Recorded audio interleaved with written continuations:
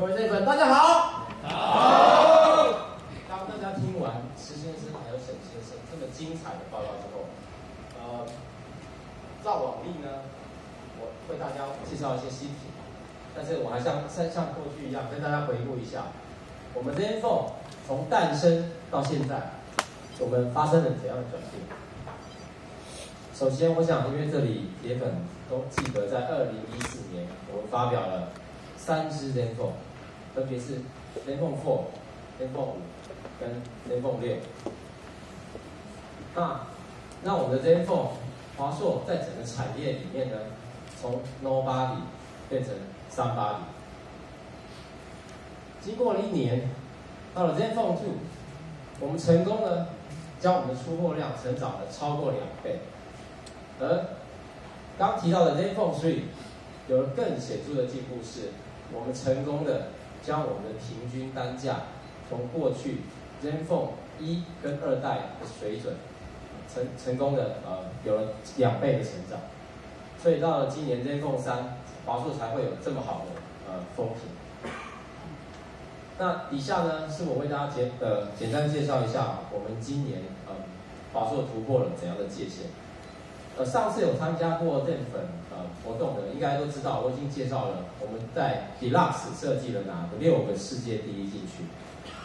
那这支 Deluxe 呢，其实是我们华硕在2016年是最大胆的尝试，因为包括现在目前看到，我们是全世界第一个推出在6G 在2万元价位带，而且这么成功的机种。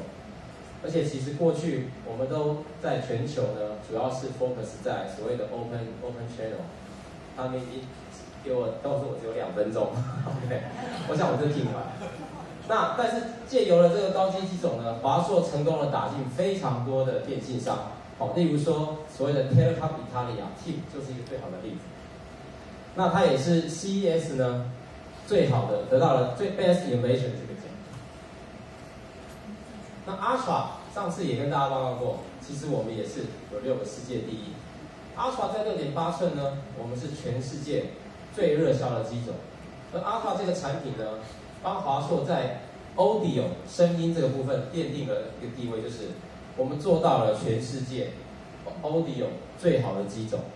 我想很多粉丝应该有比较过，基本上现在目前全世界没有任何一只手机可以超过 Ultra。而且 Ultra 呢，在日本一开始预购，瞬间1000台，1天就销售1空。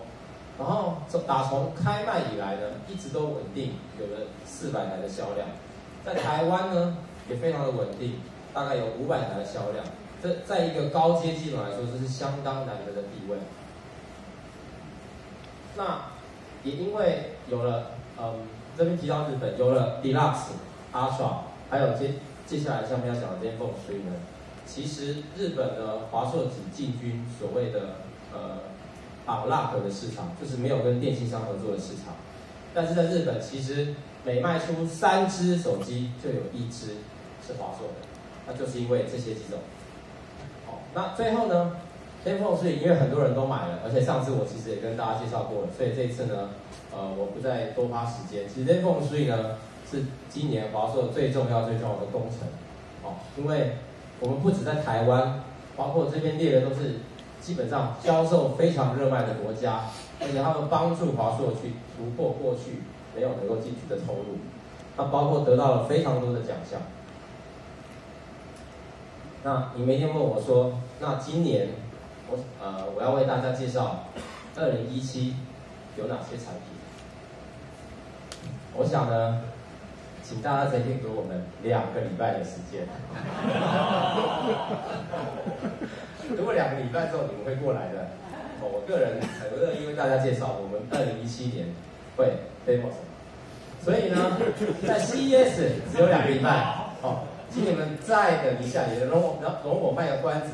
那也很抱歉，今天的简报呢，可能是我最没有营养的一次，因为我知道很多东西都不能讲。好，那以上呢，这是我们手机的介绍，谢谢大家，谢谢。